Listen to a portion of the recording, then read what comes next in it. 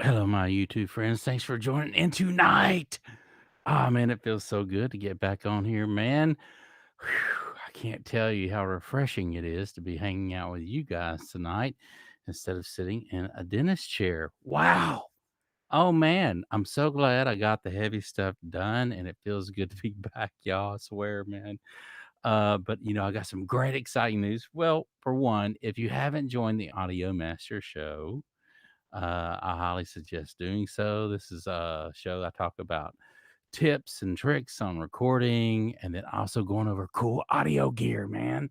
Cool audio gear, some of it lost and forgotten, and some of it not. And that's what we're going to talk about tonight.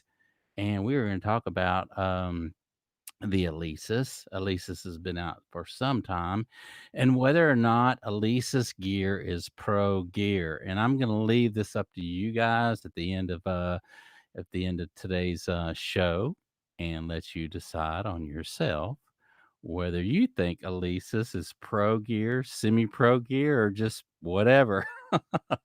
So anyway, man, it's great to have options and it's great to have your own opinion, right? So we're going to talk about the Alesis gear. I want to say back in the early 90s is when I first got some of my very first Alesis products, and one of them was called a Nano Verb, which was extremely really cool. It was in a little half rack. I wouldn't even say half rack unit, and had all these different presets on there already you could jump to and actually get some different plates, rooms, and halls. It seems like maybe even some delays. I can't remember, but anyway, a really cool piece. So Alesis came out with many different cool things, right? As you guys know, they've been out a long time, and they just seem to come out. It seems like I had a little half space compressor that Elisa's put out. Great stuff. So tonight we're going to be talking about whether or not you think Elisa's gear is any good. And I have a piece right here, man. This is a piece that I had back in. I want to say this one came off the shelf 1191. Let's see if we can check it right here. It typically, most of them have a little place on here where they say what year they actually came off. But yeah, so in 91, can you imagine how old this is, right? So 90, let's just say, I mean, here we are, 2021, and this baby still works. It sounds good. So I want to tell you something about this little thing before I kind of really get started into it. When Alesis first came out, they came out with all these cool things that you could put in your home studio at the time, and a lot of your professional gear. People were buying them for some of their big studios too. So this kind of raises the question at the whether you think this is pro gear or not. So I'd like to hear all of you guys' comments. But anyway, so to make a long story kind of fun, is I called my son and I'm like, hey, do you remember all those external rack units that I let you have way back in the day? And some of that Elisa stuff. I think I had an Insonic, a DP2, and I want to say here's one that I got back. Um, it's the Multiverb by Art. But anyway, we're gonna be talking about that on another day, man. But I called him and I said, "Do you have all that stuff?" And he's like, "Yeah, I still got it." I said, "Well, do you use it?" And he's like, "No, I really don't use it. I stay in my Logic and I do a lot of things in there, and I don't use any external rack units." And I'm like, "Man, so anyway, I got it all back, and I told him, I said, I'm gonna give it back to you, but I just want to do a show on some of the old pieces that I had in my studio." So anyway, he ended up bringing it down and hung out and gave me a few other pieces we're going to be talking about. We're going to be talking about the Quadraverb, Alesis Quadraverb, which I have sitting right there, and also this art piece right here we're going to be talking about. So some cool other gear that I really enjoyed throughout the years recording with. And this is one right here. I want to show you this thing. It's kind of boogered up a little bit. You can look at the rack, the ears, that it's had some damage. But keep in mind, this is over 30 years old. So it still works and it works as intended. And so there's no pops in the audio on this. or anything like that, and everything just sounds meticulously wonderful, man. It's got really cool some presets in here that you can actually change the values of the size of the room, so you can get into the parameters of this as well, and do some really cool stuff and have these different settings already set up. As I can kind of scroll through some of these, as you can see, everything works really cool, and just really, really enjoyed using this through the years, man. But you can scroll through the different presets already in there. And I have a manual somewhere around here where it tells, what's what and how to do all that good stuff. But you can find all this stuff, man, on YouTube. Just Google their manuals and whatnot, but just so really cool. This is what I wanted to say, man, about Alesis, at least these pieces that I'm going to be showing off, is keep in mind the age, okay? Keep in mind how long they've lasted through the years in different climates, whether the room's, this or that. The climate changes. There's always a climate change within the temperature and moisture and all that other stuff. That's typically always going on somewhere, especially in a lot of home studios. So keep in mind that this, for over 30 years has seen probably several different rooms in its time, and had to experience a little bit of all that climate control. Well, not control, but all the climate conditions. So, with that in mind, keep that in mind. And but I just had so much fun with this thing, man, because at the time, keep in mind that there wasn't a whole lot of different, Semi Pro or entry level, or only certain companies would carry the Alesis product. So when they came out, like any other product, you got to get it out there and get it distributed. But a local store here carried Alesis, and that was so cool because I actually ended up getting not only this piece, but some other rack mount piece I was telling you about, but I also bought some Alesis monitors that they had way back in the day, and they actually sounded really good. And love those things. Did some cool mixes with those Alesis. So that kind of raises the question about this company and about how long it lasts and still sounds good. And I did so many cool different recordings. Uh, just just the idea of, now this is 16-bit. So 16-bit back in the day was the ching as far as the sample rate and all that stuff, and how they all, made all those sounds sound really good. And 91, that's insane to think that this thing has been in a lot of different studios of mine and even my son's studio, and still works, man. And so I wanted to share that with you guys tonight, man, because uh, I plugged this baby up the other night and it just really, really sounded good and took me back to some of those old recordings that I did way back in the day using this piece.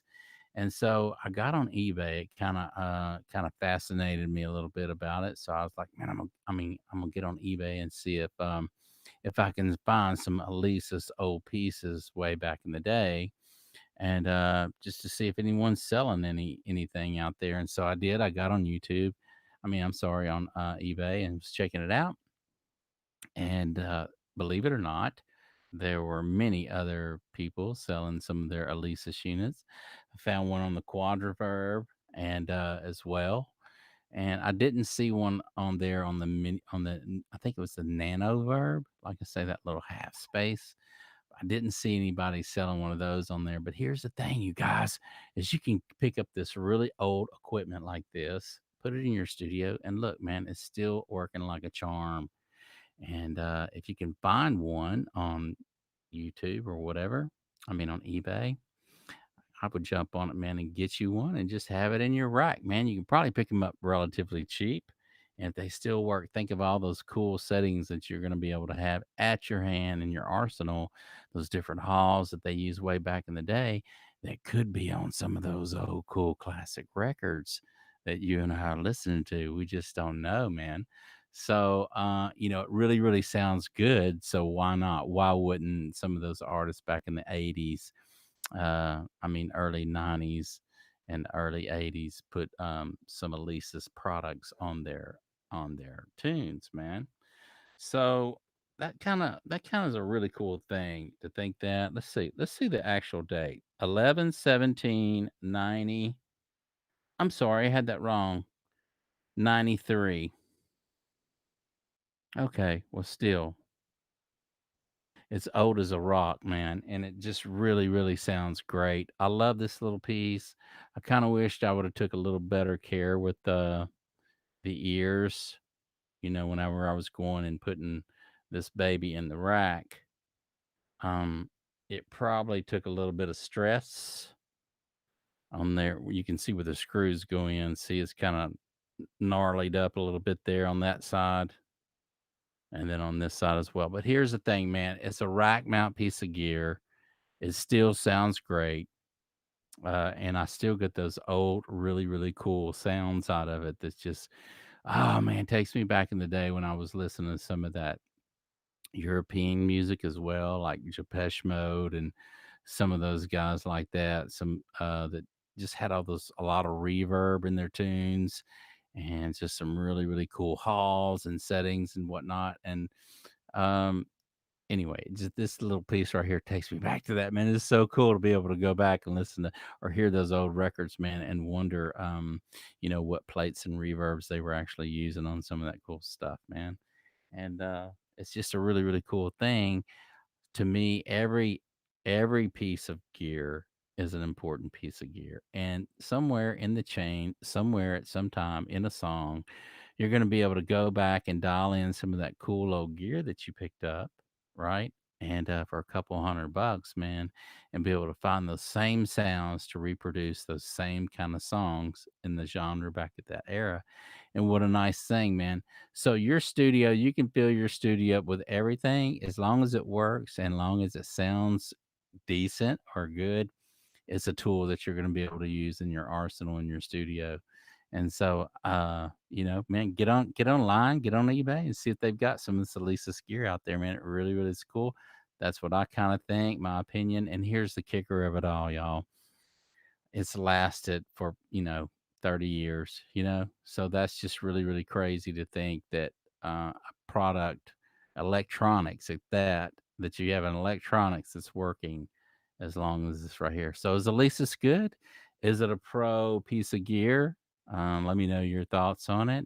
I kind of wanted to stay biased in there on as far as doing the show, but I have to say, hands down, I love what Alesis has done for us, for the records that Alesis has been on, and the many satisfied minds that's actually used it in their studio and had tons of fun using it.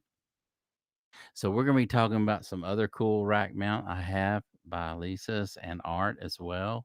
And I can't wait to be doing those shows, man. It just feels good to be back hanging out with you guys again and not be stoked up somewhere else where I don't want to be, man. Nobody likes going to the dentist. At least I don't know anybody that likes going to the dentist. And it's kind of glad I'm kind of really glad that I'm getting some things taken care of, man. And done right, and I can move on and move on alone, right? So we got some really, really cool things going up. I don't even really have much time to talk about it, but I will say if you haven't subscribed to the channel, please do now. And also slam that bell out of the park, man. Get you a grand slam. It'll notify you as to when I'm coming home, man. We got it really going on. I want to say that I may do another interview on another cool microphone that just dropped, and so I like doing that. I like going over different audio and studio equipment. That's what this channel is really about too. And so it makes it really cool that we get to learn studio tips and we get to learn about old vintage gear and what's going on and just share some great thoughts about audio recording and whatnot. And so thank you guys for joining in, man. As always, the Audio Master Show, we bring it on, man. And on the weekends, on Saturday night, we do a Saturday night special with the Audio Master. And I typically come on at midnight and we talk about all kind of cool stuff at midnight for all you guys like myself who are night owls, man. we love getting out and staying out in our studio late at night and just digging through our old gear and trying new tricks and just hanging out. And that's when our creative minds get creative, is we're in those late hours by ourselves or with a friend and enjoying the studio together, man. If you haven't been in your studio, if you have not been in your studio, man, get in your studio, pull out some of that great old vintage gear and dial in some of those presets or even get into the parameters of it, man, and change the delay times and all that cool stuff that you guys know how to do and get creative. It's going to spark up a new tune in your mind, and you're going to want to write a song around what you're hearing. It always happens, man, for us musicians and engineers. So thank you guys for joining in tonight. As always, man, we will see you later.